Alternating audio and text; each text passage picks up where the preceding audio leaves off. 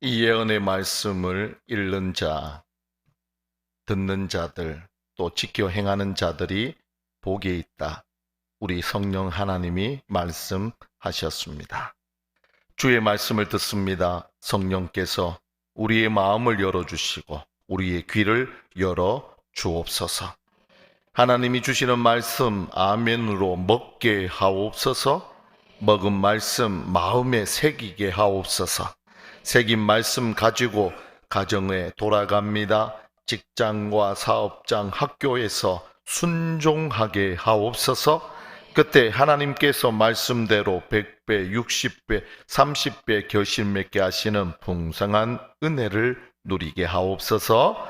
오늘 밤 성령께서 그렇게 역사하실 것을 믿으며 예수님의 이름으로 감사하며 기도합니다. 아멘. 좌우 앞에 있는 분들과 인사할까요? 아름다운 밤이에요. 행복한 밤입니다. 왜 아름다운 밤일까요? 네. 하나님의 영광이 이곳에 가득하기 때문이죠. 왜 행복할까요? 아름다운 영광으로 임재하신 하나님이 주신 은혜가 풍성하기 때문입니다. 오늘 밤 그 아름다운 영광에 하나님이 주시는 은혜가 풍성하길 축복합니다. 자, 이 마음을 담아서 한 번만 더 인사해요. 아름다운 밤이에요. 행복한 밤입니다. 아내가 최근에 제게 들려준 말인데요. 아내가 부모 교육하는 세미나에 참석했어요. 강사가 강의를 마친 후 이렇게 말하더래요. 이제 아이들을 위해 함께 기도합시다. 마지막은 주기도문으로 마칩니다. 이렇게 기도를 시작했죠. 부모님은 너나 할 거 없이 앞뒤 다 생략하고 아이 이름을 큰 소리로 부르며 기도합니다. 이런 거죠. 하나님, 우리 아들 철수요, 우리 딸 영희요 하며 기도했어요. 눈을 감고 손을 높이 들고 큰 목소리로 간절하게 기도합니다. 기도회를 마쳤어요. 강사가 주님의 기도, 주기도문으로 마무리를 합니다. 하늘에 계신 우리 아버지여, 모두가 기다렸다는 듯이 손살같이 주기도문을 외웁니다. 이름이 거룩히 여김을 받으시오며 나라가 임하옵시며 쭉. 아멘. 처음에 제가 이 말을 들었을 때는 웃음이 났어요. 너무 익숙하지 않습니까? 우리도 이렇게 기도하고 마무리하죠.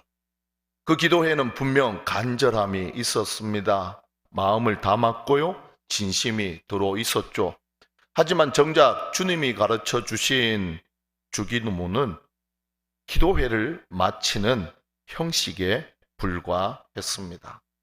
제가 이걸 알고는 마음이 무거웠어요. 그때 제 머릿속에 질문이 하나 생겼습니다. 혹시 우리가 목회자들이 기도를 바르게 가르치지 못한 게 아닌가? 주님의 기도를 단지 예배 마무리하는 문구들로 성도들이 여긴 건 아닌가? 이렇게 생각하게 만든 건 목회자인 나의 책임이 아닌가? 기도가 무엇일까요? 기도는 신앙의 중심입니다. 기도가 무엇이라고요? 그렇죠. 한번 따라 할까요? 기도는 신앙의 중심이다. 아니, 기도는요, 하늘에 계신 하나님과 땅에 있는 나를 연결시켜주는 이음새예요. 또 신앙을 세우는 핵심입니다.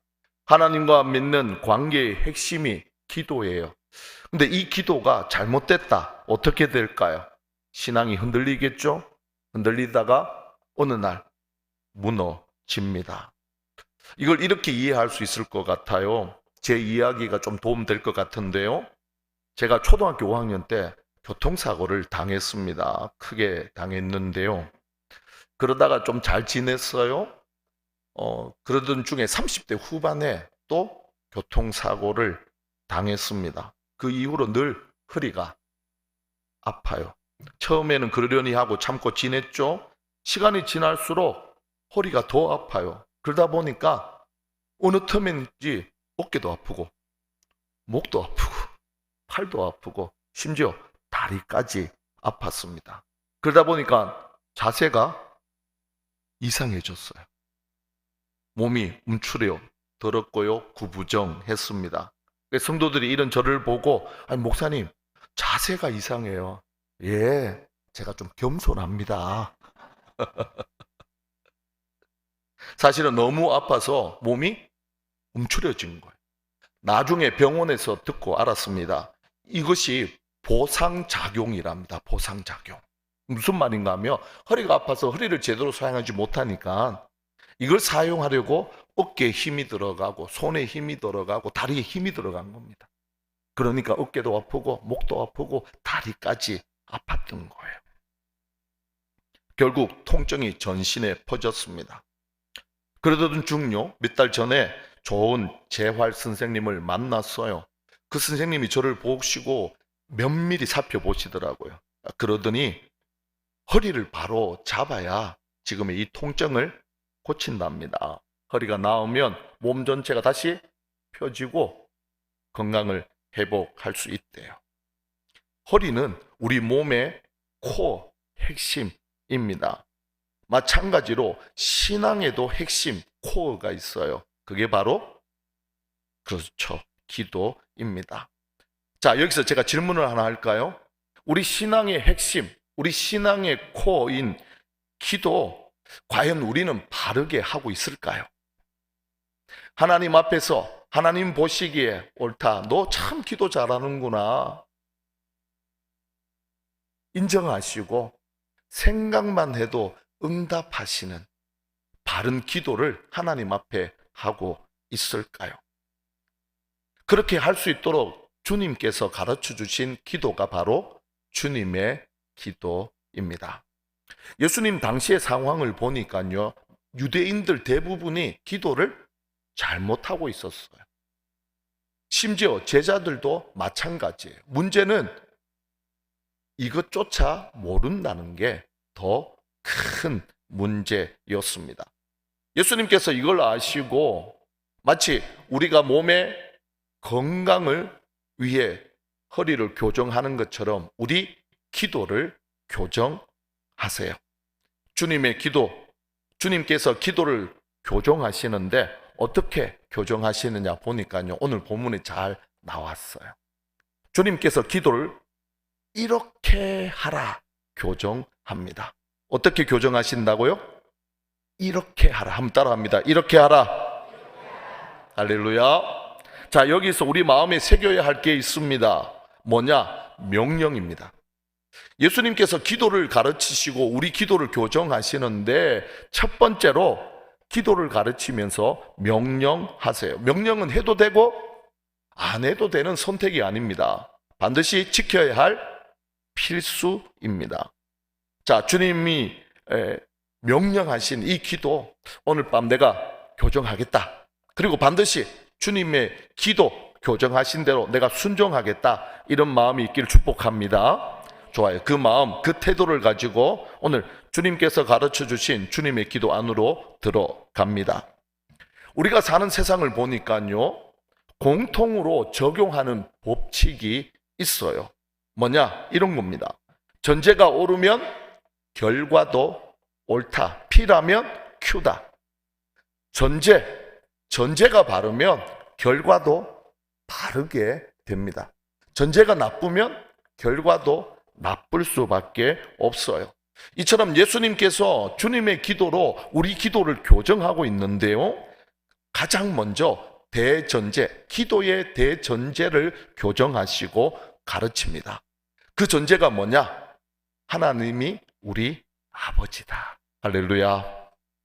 우리 기도를 들으시고 우리 기도에 응답하시는 분이 바로 우리 아버지 하나님입니다. 자, 9절 말씀을 한번 보시죠. 그러므로 너희는 이렇게 기도하라. 하늘에 계신, 그렇죠, 우리말 성경에는 하늘에 계신 해서 하늘이 먼저 나오잖아요. 헬라어 성경을 보니까 아버지 단어가 제일 먼저 나옵니다. 무슨 의미일까요? 기도할 때 기도를 들으시는 하늘에 계신 하나님이 아버지, 그리고 그 하나님을 향해 기도하는 우리는 자녀, 주님의 기도를 할 수 있는 자격이 있는데 그 자격은 하나님을 아버지라고 부르는 자녀만이 할 수 있어요. 자녀가 기도할 때 하늘에 계신 우리 아버지께서 그 자녀됨을 보고 응답합니다. 물론 하나님이 아버지가 아닌 사람도 기도할 수 있습니다. 근데 그건 기도가 아니에요. 흉내에 불과합니다.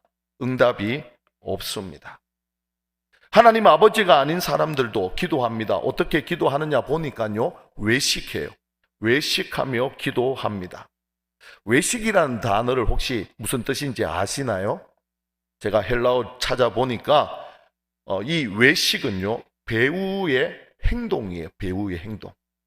기도를 하는데 기도를 연기합니다. 우리가 TV나 영화를 보면 참 멋들어지게 연기하는 명배우들이 있잖아요. 하나님의 아버지가 아닌 사람들은 기도를 하는데 기도를 연기합니다. 왜요? 자랑하려고요. 나 이렇게 기도해 뽐내려고요. 이 기도 응답을 받을까요? 응답을 못 받을까요? 응답 받습니다. 진짜입니다. 성경에 나와요. 마태복음 6장 5절 말씀을 한번 보시죠. 또 너희는 기도할 때 외식하는 자와 같이 하지 말라. 그들은 사람에게 보이려고 회당과 큰 거리 어귀에 서서 기도하기를 어떻게 한다고요? 좋아한대요. 내가 진실로 너희에게 이르노니, 함께 읽습니다. 그들은 상을 받잖아요. 응답이 있다니까요. 사람들이 칭찬합니다. 당신 정말 기도 잘한다, 멋지다, 어떻게 그렇게 할 수 있니? 이게 기도 응답이에요. 기도 목적이 뭐예요? 사람에게 보이려고 하니까 사람으로부터 칭찬받잖아요. 이게 기도 응답이에요. 반면에 하늘에 계신 하나님 아버지는 응답하지 않습니다. 하나님이 아버지가 아닌 사람이 또 기도하는데 어떻게 기도하느냐 보니까 7절에 잘 나와요. 7절도 보시죠. 또 기도할 때 이방인과 같이 어떻게 하라고요? 중언부언하지 말라. 그들은 말을 많이 하여야 들으실 줄 생각한답니다. 이방인이 누구냐? 하나님을 모르는 사람이 이방인 아닙니까? 당시 이방인 헬라인들이거든요. 이들은 신을 인간과 같은 수준으로 봤어요.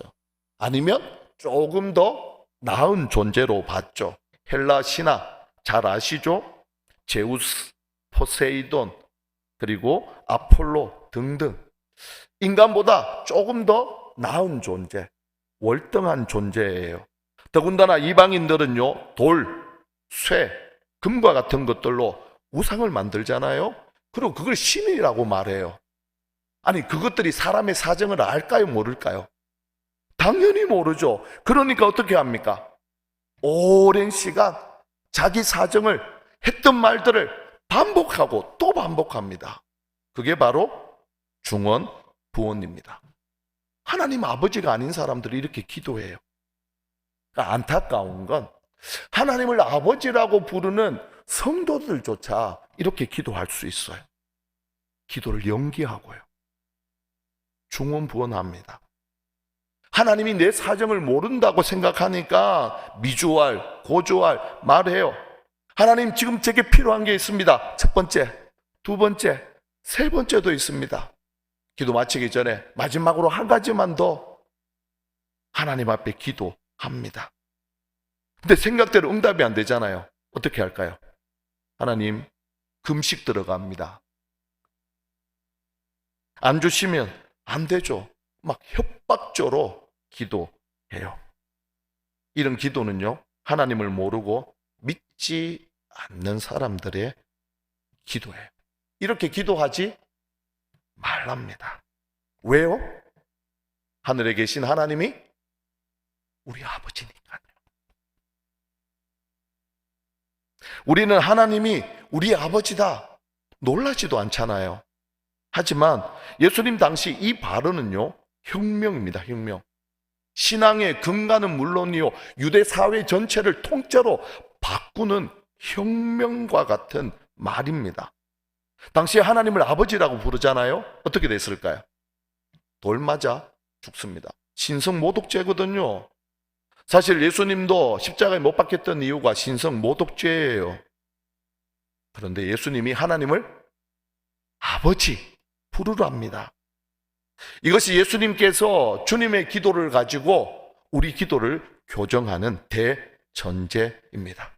너 지금 기도하는 분, 너 기도를 듣고 응답하는 하늘에 계신 분이 도대체 어떤 분인지 제대로 알고 기도하라, 그런 분 말이에요. 자, 여기서요 하나만 더 물어볼까요? 하나님이 우리 아버지이심을 믿으시나요? 그러면 한 가지만 질문할게요. 그 아버지 하나님 어떤 아버지인가요? 좋으신 아버지. 그렇죠. 좋으신 아버지시죠. 예수님께서요 주님의 기도를 가르치시면서 하늘에 계신 분이 우리 아버지인데 그 아버지가 어떤 분인 줄 알아? 하며 소개하세요. 그 소개가 8절에 나옵니다. 8절 보시죠. 그러므로 그들을 본받지 말라. 구하기 전에 너희에게 있어야 할 것을 같이 읽습니다. 하나님 너희 아버지께서, 우리 아버지가 어떤 분이라고요? 그보다 더 중요한 게 있잖아요. 기도하기 전에, 아니 입 밖에서 기도가 나오지 않았어요.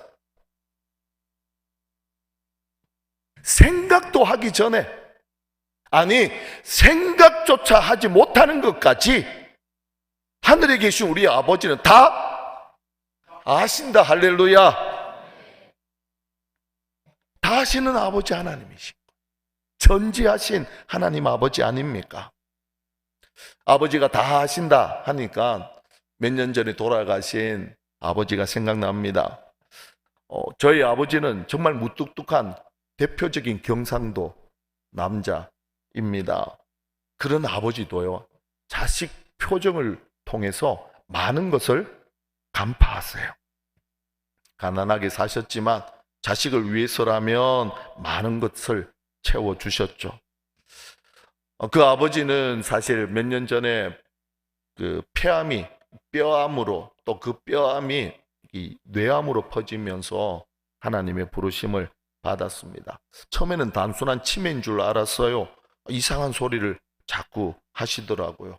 누가 밤마다 온다. 그리고 자주 우셨어요. 정말 깔끔하신 분이시거든요. 근데 청소하는 걸 잊을 정도였어요. 나중에 보니까 암이 그때 뇌로 전이 된 겁니다. 그렇게 깜빡깜빡 하셨는데 잊지 않고 기억한 게 하나 있어요. 둘째 손자 대학 입학입니다. 이걸 기억하고는 통장 가지고 도장 가지고 은행에 가서 둘째 입학금 사용하라고 송금하셨어요. 이것만 생각하면 아버지가 너무 감사하고 또 죄송한 생각도 들어요. 자기 건강보다 자식의 필요에 더 민감한 분이 아버지거든요. 인간 아버지도 이럴지인데 하늘에 계신 하나님 우리 아버지는 인간 아버지보다 더 많은 것을, 아니 모든 것을 알고 계시는 전지하신 아버지 하나님이십니다. 할렐루야. 그러니까 기도해야 할까요? 기도하지 않아도 될까요? 그럼요. 그럼에도 기도해야 합니다. 우리가 하나님 앞에 기도하잖아요. 아버지께 기도하잖아요. 기도하는데 대부분의 기도가 나의 필요예요. 내 필요에 민감합니다. 내 생각, 내 뜻이 중요해요. 왜냐하면 그게 눈에 보이니까요. 급하니까요. 하지만 예수님께서 그렇게 기도하지 말래요. 왜요? 기도하기 전에 하늘에 계신 우리 아버지는 다 아시니까요. 그러니까 딱 한마디만 하면 돼요. 아니 한 단어만 하면 돼요. 기도하러 나와서 아버지, 아빠, 이 한마디면 생각도 하기 전에 하나님 아버지는 다 아십니다. 그리고 아버지라고 부를 때 채워주십니다. 자, 그러면 어떻게 기도할까요? 주님께서 우리 기도를 이렇게 대전제로 먼저 교정하셨어요. 하늘에 계신 하나님이 우리 아버지다. 그리고 그 아버지는 모든 것을 다 아신다. 믿으십니까?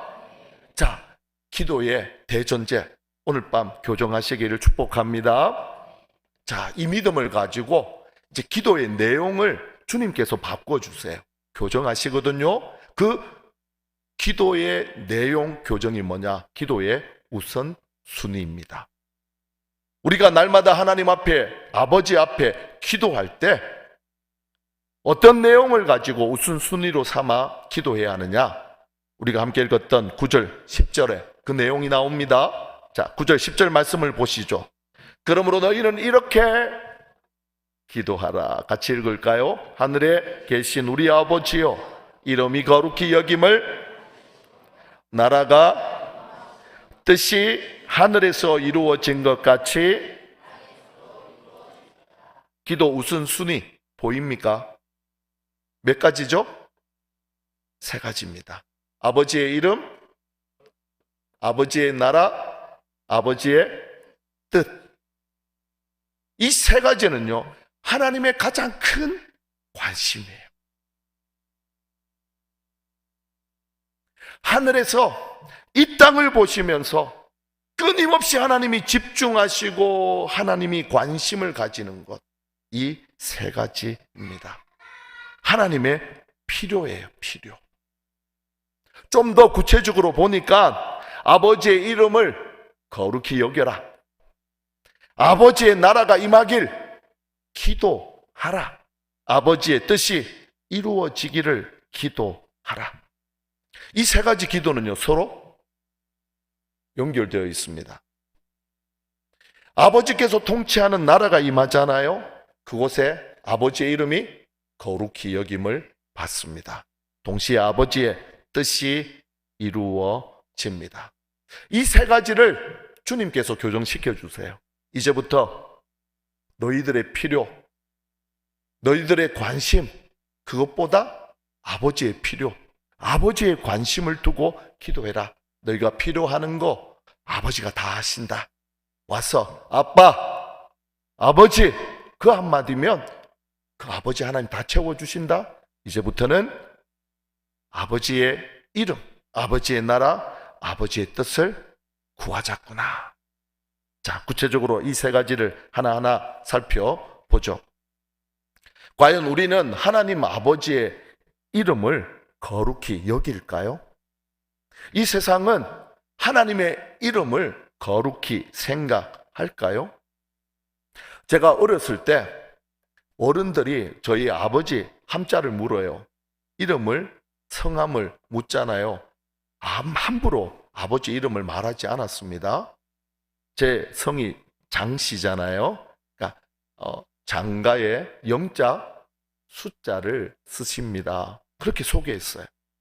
조금 나이가 들었을 때는 한자를 인용해서 꽃뿌리 영자에 빼어날 숫자를 쓰십니다. 그만큼 아버지의 이름을 귀히 여겼습니다. 조심스럽게 다루었어요. 그만큼 아버지의 이름은 다른 사람들의 이름과 구별됐기 때문이에요. 하늘에 계신 우리 아버지의 이름은 더 존귀한 이름 아닙니까? 거룩한 이름, 구별된 이름입니다. 자, 과연 현대 사회가 그 아버지의 이름을 거룩히 여기고 구별되게 여기고 높게 여길까요? 혹시 함부로 그 이름을 부르고 있지는 않을까요? 외국 영화나 드라마를 보면 하나님의 이름, 예수님의 이름을 부를 때가 나오잖아요. 그때 자막이 나옵니다. 번역하잖아요. 혹시 그 번역을 어떻게 하는지 아세요? 하나님의 이름, 예수님의 이름을 사람들이 말할 때 대부분 욕할 때 하나님의 이름을 사용합니다. 망할, 빌어먹을, 제기랄. 제가 이 말을 들을 때마다 너무너무 속상하고 화가 나요. 인간 아버지의 이름도 귀히 여기고 아버지의 이름을 더럽히고 모독하면 화가 나거든요. 하물며 하늘에 계신 우리 아버지의 이름이 거룩히 여김을 받지 않고 모독당하는데 어찌 화가 나지 않겠습니까? 몹시 불쾌합니다. 그렇다면 세상 사람은 그렇다 쳐요. 하나님을 모르니까. 우리는 하나님을 아버지라고 부르는데 그 아버지의 이름을 거룩하게 여기고 있을까요? 얼마만큼 하나님의 이름을, 하나님 그분 자체를 귀히 여길까요? 자, 여기서요 하나 또 물어볼까요? 하나님의 이름을 거룩히 여기라. 도대체 이 말이 무엇일까요? 무슨 뜻일까요? 기도할 때 하나님의 이름을 높여라. 하나님의 이름을 찬양하라. 하나님의 이름을 예배하라. 경배하라. 이런 뜻이에요. 좀 피부에 와닿는 말로 한다면 칭찬입니다. 칭찬. 거룩히 여기라. 이 말의 의미가 무엇이라고요? 칭찬이에요. 칭찬. 그러니까 하나님의 이름을 칭찬하면서 높여라. 하나님의 이름을 칭찬하면서 찬양하라. 예배하라. 그런 뜻입니다. 어떻게 하면 하나님의 이름을 칭찬하며 기도할 수 있을까요? 이렇게 하시면 돼요. 기도할 때 영원하신 하나님을 찬양합니다. 자존하신 하나님을 높입니다. 불변하시고 편지하신 하나님을 경배합니다. 전지전능하신 하나님을 송축합니다. 할렐루야. 좀 더 구체적으로 기도할 수 있어요. 어떻게 구체적으로 기도하느냐? 거룩하게 여겨라 라는 말은요, 구별되게 여겨라, 그런 뜻 아닙니까? 하나님 구별되신 분이시죠. 어떻게 구별되신 분일까요?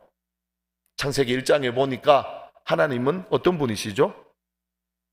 그렇죠. 천지를 창조하신 창조주세요. 그럼 우리는요? 그렇죠. 천지를 창조하신 창조주가 만든 피조물입니다. 하나님의 이름을 거룩히 여긴다. 하나님을 거룩히 여긴다는 건 다른 게 아니에요. 하나님은 천지를 창조하신 창조주십니다. 하나님, 저는 피조물입니다. 이 고백이 하나님을 거룩히 여기는 것이고, 하나님의 존재를 찬양하는 것이고, 칭찬하는 것이고, 예배하는 겁니다. 저는 24살 때부터 주님의 기도를 따라 기도를 했어요. 30년을 넘게 항상 이 기도로부터 기도를 시작했습니다. 그리고 하나님의 이름을 거룩히 여기며 찬양을 하는데요, 제가 새벽마다 이렇게 기도해요. 창세전부터 지금까지 앞으로 영원토록 영원하신 하나님을 찬양합니다. 자존하신 하나님, 스스로 계신 성부, 성자, 성령 하나님을 송축합니다. 이 땅의 모든 것들은 정해진 장소와 시간이 있습니다. 장소가 바뀌고 시간이 흘러가면 변하고 사라지고 소멸합니다. 하나님은 모든 장소와 시간에 계시지만 또 모든 시간과 장소를 초월하시기에 변하지 않는 불변하시는 하나님이십니다. 땅의 깊음도, 바다의 깊음도, 땅의 넓음도, 하늘의 높음도, 우주의 넓음도, 그 어느 곳에, 모든 곳에 계신 편재하신 하나님, 광대하신 하나님을 찬양합니다. 우리 앉고 일어섬을 아시고, 걷는 것과 눕는 것을 아시고, 우리의 머리카락을 다 세시고 마음을 아시는 하나님, 전지하신 하나님을 찬양합니다. 죽은 자를 살리시고 없는 것도 있는 것처럼 부르시며, 죽은 자를 살리시고 약속하신 것을 반드시 지키시는 전능하신 하나님을 찬양합니다. 기도해요. 이 기도를 가지고 좀 더 구체적으로도 기도합니다. 이 땅 위에 세우신 주님의 교회를 통해 오늘 하루 아버지의 이름이 거룩히 여김을 받게 하옵소서. 높임을 받으시고 찬양과 예배와 경배를 받으시옵소서. 제가 섬기는 한송교회를 위해서 또 이렇게 기도하고요, 담임 목사님, 또 사모님, 자녀들, 손주들을 위해서 하나님 아버지의 이름이 오늘 하루 거룩히 여김을 받게 하옵소서. 저희 사역자들이 한 40명 정도 있거든요. 40명 이름을 불러가며 하나님의 이름이 하늘에서 거룩히 여김을 받은 것처럼 오늘 하루 우리 사역자를 통해 거룩히 여김을 받게 하옵소서. 그리고 제가 제자반 사역반을 하고 있는데요. 제자반 사역반 훈련하시는 분들의 이름을 불러가면서 기도하고요. 그리고 친척들을 위해서 기도하고 두 아들 그리고 아내와 저를 마지막에 두고 하나님 오늘 하루 저를 통해 아버지의 이름이 하늘에서 거룩히 여김을 받으신 것처럼 오늘 하루 거룩히 여김을 받으시고 높임을 받으시고 찬양과 예배와 경배를 받으시옵소서. 이렇게 기도해.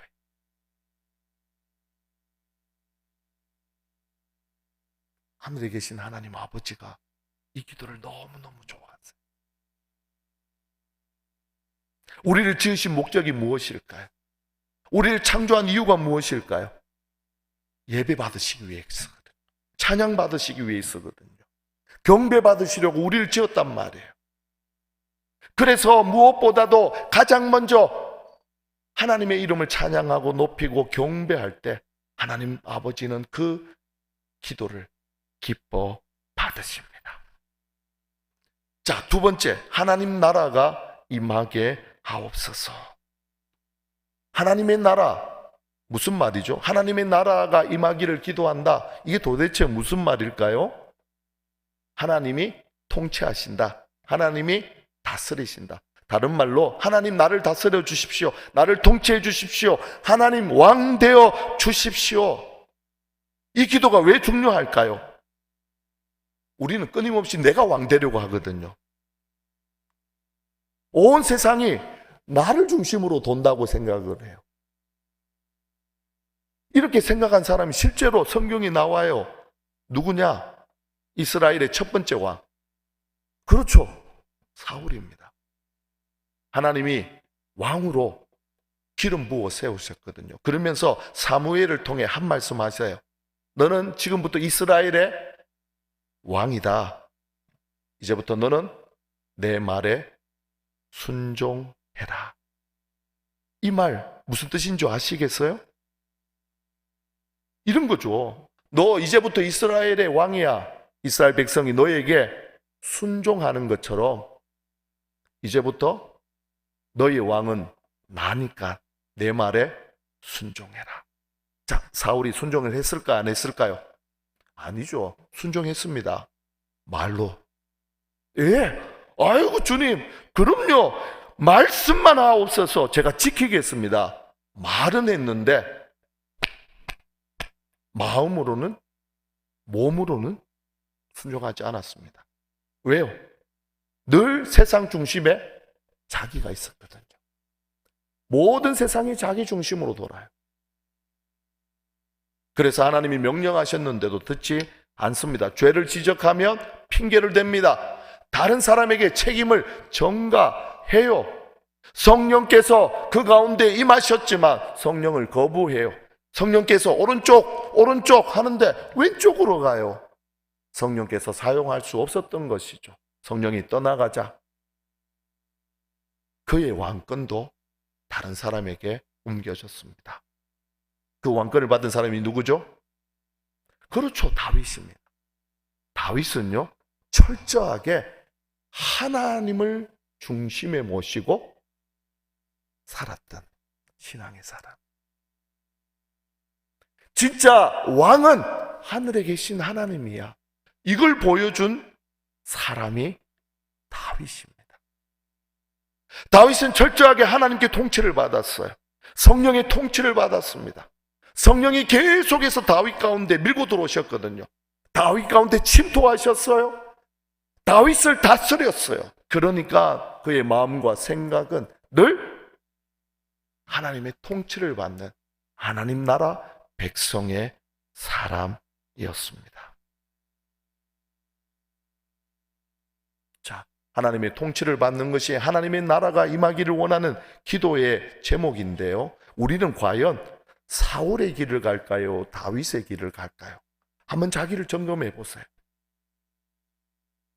제가 어느 날 청년 한 명이 와서 이렇게 이야기하더라고요. 자기가 살아온 삶을 쭉 이야기를 해요. 그러면서 결론이 뭐냐? 행복하지 않대요. 왜? 왜 행복하지 않냐? 물었더니 자기가 지금까지 자기가 원하는 삶을 살지 못했대요. 아빠, 엄마, 주변 사람들이 원하는 삶을 살았기 때문에 행복하지 않대요. 그래서 정말 행복하려면 자기가 원하는 삶을 살아야 한대요. 그래서 제가 물었죠. 그럼 너가 원하는 삶이 뭐냐? 지금부터 생각해 보겠대요. 그래서 제가 그 이야기를 다 듣고 말했어요. 너가 원하는 삶을 살지 못했기 때문에 불행하다고 생각하는데 내가 보기에는 네가 원하는 대로 살았기 때문에 불행한 거야. 행복하지 않는 거야. 그렇게 이야기를 했어요. 어떻게 제가 그렇게 말할 수 있었느냐? 이 청년이 제 두 아들 중에 한 명이에요.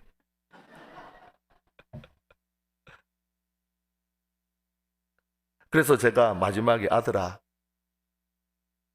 너의 삶의 그 믿음의 왕자의 자리에서 내려와야 돼. 정말 하나님을 너 마음의 왕자의 하나님을 모셔. 왕으로 섬겨. 그분의 통치를 받아. 그러면 너 진짜 하나님 주시는 행복으로 가득해. 이건 아빠가 보증한다. 사실 결단한다고 해서 내가 왕된 자리에서 내려올 수 있느냐? 아니거든요. 기도하셔야 돼요. 어떻게 해요? 하나님 나라가 임하게 하옵소서. 하나님 나를 통치하옵소서. 나를 다스려 주옵소서. 이것이 주님의 기도의 핵심입니다. 아버지의 나라가 임하는 기도예요. 이 기도도요, 그냥 이렇게만 기도하고 끝내는 게 아니라 확장할 수 있습니다. 하나님, 대한민국 통치해 주십시오. 하나님, 대한민국 다스려 주옵소서. 하나님, 우리 교회 청천 주님의 교회입니다. 다스려 주옵소서. 하나님, 우리 아들, 우리 딸, 남편, 아내 하나님 통치하시고 다스려 주옵소서. 하나님이 통치하시잖아요. 이보다 더 좋을 수는 없어요. 왜 그럴까요? 하늘에 계신 우리 아버지가 우리에게 필요한 걸 다 하신다니까요. 내가 5년, 10년, 아니 100년, 1000년을 두고 하나님 이렇게 해주세요 기도하더라도요, 기도한다고 치더라도 정말 하나님 아버지를 믿고 아빠 그 한마디면요, 아버지께서 다 하시고 우리가 있어야 할 자리를 다 세우세요. 때마다 시마다 분마다 초마다 도우시는 돕는 은혜로 채워주십니다. 오늘 밤 주님의 기도를 따라 기도를 교정하는 은혜가 있기를 축복합니다. 아버지의 이름을 구하고요, 이제는 아버지의 통치를 구하세요. 저는 새벽마다 아버지의 나라가 임하기를 위해 기도합니다. 이렇게 기도해요. 5천만 대한민국 땅, 2,500만 북한 땅, 백도에서 한라 이르기까지 하나님께 통치받는 나라와 민족이 되게 하옵소서. 북한과 대한민국 정치, 경제, 문화, 치안, 국방, 교육, 교계 하나님께 통치받는 의의 사람, 평강의 사람, 희락의 사람 세우셔서 하나님의 나라가 임하게 하옵소서. 1억 3천만의 일본 땅, 14억의 중국 땅, 14억의 인도 땅, 서아시아, 서남아시아, 중앙아시아, 몽골, 러시아, 유럽, 아프리카, 오세아니아 땅, 뉴질랜드 땅, 남북 아메리카 땅, 엘살바도르, 북극과 남극, 5대양 6대주 각 나라마다 하나님이 통치하시는 의의 사람, 평강의 사람, 희락의 사람을 세우셔서 하나님의 나라 임하게 하옵소서. 그렇게 기도해요. 그리고 이 땅 위에 세우신 주님의 교회들이 하나님이 통치하시는 하나님 나라의 전초 기지가 되어 하나님 나라가 임하는 통로가 되게 하옵소서. 그리고 한성교회를 위해서 기도하고 담임 목사님, 사모님, 자녀들, 우리 사역자들, 우리 제자반 훈련받는 우리 집사님들, 그리고 제가 중보기도하는 권사님, 집사님들, 그리고 친척들, 그리고 마지막으로 두 아들, 아내, 저를 두고 하나님 통치하여 주옵소서. 하나님이 통치하시는 의의 사람, 평강의 사람, 희락의 사람이 되어 남편으로, 아내로, 아버지로, 어머니로, 목사로, 사모로 하나님의 나라 임하는 통로 되게 하옵소서. 그렇게 기도합니다. 자, 세 번째, 아버지의 뜻이 하늘에서 이루어진 것처럼 이 땅 위에 이루어지게 하옵소서. 왜 주님이 이렇게 기도하라고 했을까요? 사실 하늘에는요, 하나님의 뜻을 막을 게 하나도, 그렇죠, 이미 하나님의 뜻이 다 이루어졌습니다. 하나님의 뜻을 거역하는 존재는 하늘에 없습니다. 그치는 돌도 없어요. 하지만 이 땅은 여전히 하나님 나라와 세상 나라가 전쟁 중이에요. 대치 중입니다. 어떻게 해서든지 이 땅은 하나님의 뜻이 이루어지지 않도록 대적합니다. 발악을 합니다. 그러니까 우리가 기도를 통해 하나님의 뜻이 하늘에서 이루어진 것처럼 이 땅 위에 이루어지게 해 주옵소서 기도해야 되죠. 자, 하나님의 뜻이 하늘에서 이루어졌어요.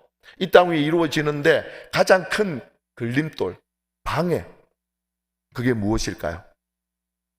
자, 오른손을 한번 들어보시겠어요? 이렇게. 네, 좋아요. 나다. 누구라고요? 나예요. 내 생각, 내 욕망. 하나님의 뜻보다 내 생각, 내 욕망, 내 욕심이 하나님의 뜻을, 하나님의 일을 가로막아요. 하나님의 뜻, 하나님의 일을 가로막은 사람 하면 딱 떠오르는 성경의 인물이 있을까요? 마태복음 16장에 나와요. 우리가 잘 아는 베드로입니다. 가이사랴 빌립보에 예수님이 들어가셨잖아요. 그래서 물어요, 제자들에게. 사람들이 나를 누구라 했냐? 아, 그랬더니 세례 요한입니다. 선지자 중에 한 명입니다. 주님은 그러려니 사람들이 나를 그렇게 아는 거 그러려니 했습니다. 그리고는 3년 동안 동고동락한 제자들에게 물어요. 너희는 나를 누구라 하냐? 아, 그랬더니 베드로, 저요! 주님은 그리스도시요 살아계신 하나님의 아들이다. 이야, 멋지다. 베드로, 너 그거 네가 안 거 아니야. 하늘에 계신 아버지가 알게 하신 거야. 그리고는 주님께서 무엇이라고 말씀하셨죠? 교회를 세우겠다 하시고는 이제 내가 예루살렘에 올라가잖아. 제사장들에게 고난을 받고 죽었다가 3일째 되는 날 살아날 거야. 아, 그랬더니 베드로가 뭐라고 합니까? 사실 성경이니까 그렇게 섞지 않았지만 오늘날 우리 언어로 표현하면 이런 겁니다. 미쳤습니까? 무슨 말도 안 되는 소리를 하십니까? 절대 never 그런 일이 일어나지 않습니다. 그때 주님께서 말씀하시잖아요. 사탄아, 내 뒤로 물러가라. 왜요? 어찌 하나님의 일을 생각하지 않고 사람의 일을 생각하느냐. 그리고 주님께서 그렇게 말씀하시잖아요. 누구든지 나를 따라오려거든, 그렇죠, 자기를 부인하래. 보세요. 좀 전만 하더라도 주님 그리스도십니다, 살아계신 하나님의 아들입니다, 칭찬을 받았어요. 근데 정작 하나님의 뜻을 이루고 하나님의 일을 말하니까 안 된대요, 못한대요. 그런 일이 일어날 수 없대요. 누가 가로막은 거예요? 자기 생각, 자기 욕심.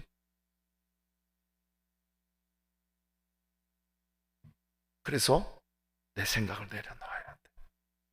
성경에 보니까요, 하나님께서 자기 뜻을 분명하게 보인 말씀이 있어요. 어디에 있느냐? 신약에 있어요. 항상 잘 아시네요. 범사에 쉬지 말고. 그렇죠. 왜요? 이는 그리스도 예수 안에서 너희를 향하신 하나님의 뜻이니라. 제가 성도들에게 이렇게 권면하면 성도들 중에 알죠?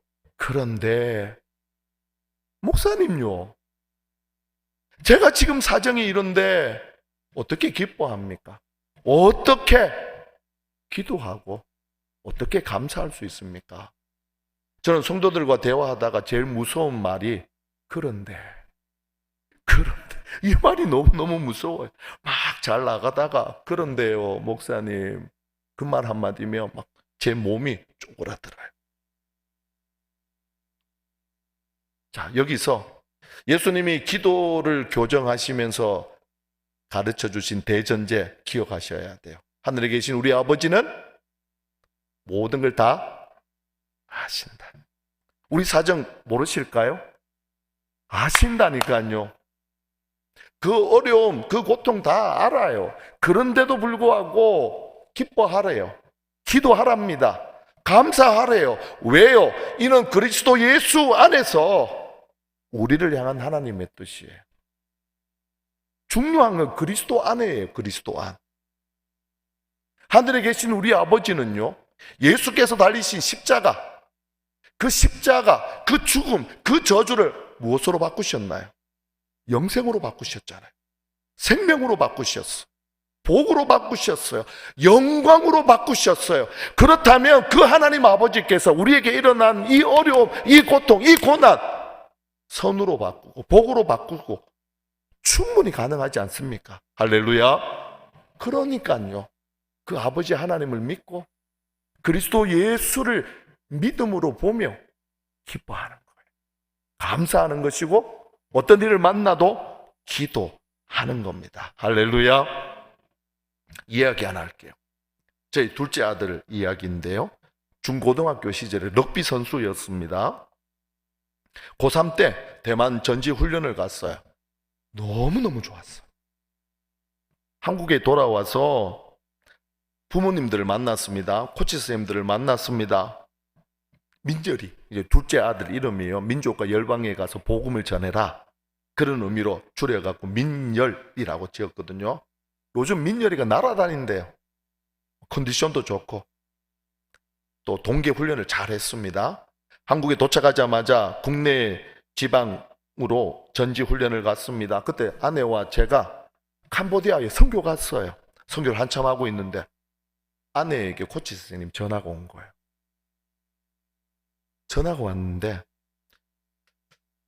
아이가 다쳐서 지금 구급차를 타고 서울로 후송 중이래요. 캄보디아에서 선교를 다 마치고 공항에 도착했습니다. 즉시 병원에, 입원한 병원에 갔죠. 누워있더라고요. 붕대를 칭칭 감고. 의사 선생님 말이 더 기가 막혔어요. 앞으로 이 아이는 1년 동안 운동장에 들어갈 수 없습니다. 붓기 빠지면 바로 수술한답니다. 이 기가 막히죠. 이제 며칠 뒤면 대학에 들어가는 가장 중요한 시합, 충계 시합을 앞두고 있었거든요. 아들 데리고 집으로 갑니다. 근데 이 둘째가 교회 앞에 세워달래요. 그때 저는 마포에 있는 산소울 교회를 섬기고 있었거든요. 그 바닥에 주저앉아서 하나님 앞에 회개하면서 기도했답니다. 하나님, 내가 럭비한다고 하나님 앞에 바르게 신앙생활하지 못한 거 너무너무 죄송합니다. 펑펑 울며 회개하고 이렇게 기도할 수 있게끔 하나님 은혜 주셔서 감사합니다. 저는 하나님께서 우리 둘째 아이의 기도를 들었다고 확신합니다. 그 후에 이 아이가요, 인생이 완전히 바뀌었어요. 처음 꿈꾸던 인생의 항로에서 다른 방향으로 바뀌었습니다. 다친 다리 덕분에 물리치료의 중요성을 알았고요. 운동하면서 공부를 시작했습니다. 지금은 미국에 있는 물리치료학과 박사과정에 다니고 있어요. 당시 둘째는 운동선수로 대학에 들어가서 체육교사가 되는 게 꿈이었거든요. 하지만 하나님의 뜻은 다른 데 있었습니다. 그 하나님 앞에 감사하고 하나님의 뜻을 구하며 기도했더니 하나님께서 이 아이를 다스리고 이 아이를 인도하셔서 지금 그 자리에 오게 하신 겁니다. 우리가 이렇게 주님의 기도를 따라 하나님이 관심을 가지고 있는 세 가지, 하나님의 필요를 구하잖아요. 그러면 하나님 아버지께서 이 모든 걸 더해 주십니다. 예수님이 약속하셨습니다. 마태복음 6장 33절 잘 아시죠? 먼저 그의 나라와 그의 의를 구하라. 그리하면 이 모든 것을 너희에게 더하시리라. 같이 한번 읽을까요? 그런즉 너희는 먼저 그의 나라와 그의 의를 구하라. 그리하면 이 모든 것을 너희에게 더하시리라. 할렐루야. 이 더하다라는 말 아세요? 추가하다, 그런 뜻입니다. 없는 것을 주시는 게 아니라 가지고 있어요. 이 가지고 있는 것을 추가로 주시는 겁니다. 이런 거죠. 자, 여기 물이 있습니다. 그죠? 한 모금만 마실게요. 이만큼 있잖아요. 하나님께서 어떻게 하신다고요? 없는 물을 주시는 게 아니라 있는데 여기에 부어주세요. 어디만큼? 그렇죠. 넘치도록 부을 수는 없습니다. 지금은 한 모금 더 마실게요. 언제요? 우리가 가진 시간, 우리가 가진 물질, 우리가 가진 은사, 우리의 기도 시간에 하나님이 필요로 하고 하나님이 관심을 갖고 계신 아버지의 이름, 아버지의 나라, 아버지의 뜻을 구하고 찾으면, 기도하면 우리 평생에 필요한 모든 것들은 다 하시고 채워주십니다. 언제요? 날마다, 때마다, 시마다, 분마다, 초마다 도우시는 돕는 은혜로 채우십니다. 할렐루야. 제가 증인이에요. 제가 올해 한국 나이로 56입니다. 생각보다 좀 많죠. 머리가 좀 노라니까 아이고 저 젊은 것 같은데 나이가 좀 먹었습니다. 대구 사람입니다. 39살에 서울에 왔습니다. 한성교회 사역하다가 몸이 좋지 않아서 1년 반 만에 사임을 했죠. 하나님이 인도하심을 따라서 연고가 없는 뉴질랜드에 갔습니다. 가족을 데리고요. 그때 제가 한 건 주님의 기도를 따라 매일 이렇게 기도를 하고요.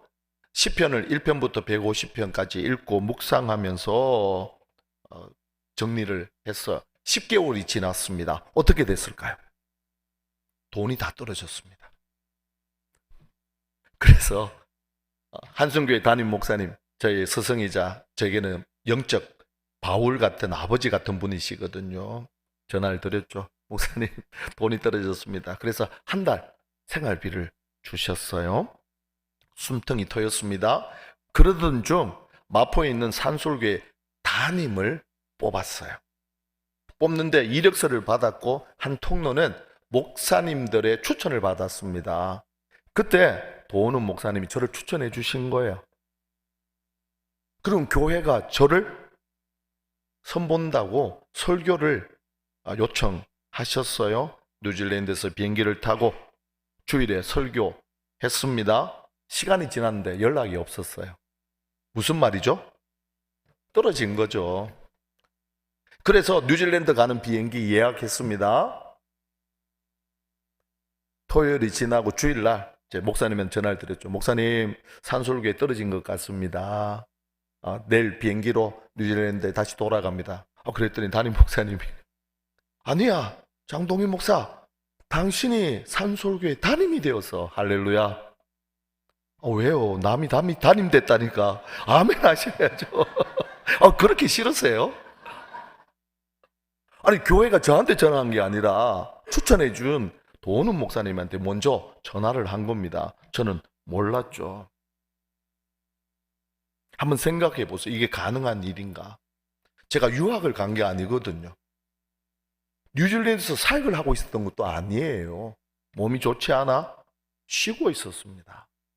그런데 산서울교회에서 저를 담임으로, 그것도 1차에 청빙위원들이 투표를 했는데 그 많고 많은 사람들 다 제치고 제가 담임이 되었어요.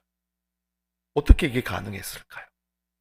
하늘에 계신 우리 아버지가 산서울교회 담임 목사로 있어야 할 사람이 누구인지, 그리고 장동희 목사가 지금 어디에 있어야 할지를 다 아시고 콕 핀셋으로 탁 찍어서 산서울에 딱 꽂아 주셨습니다.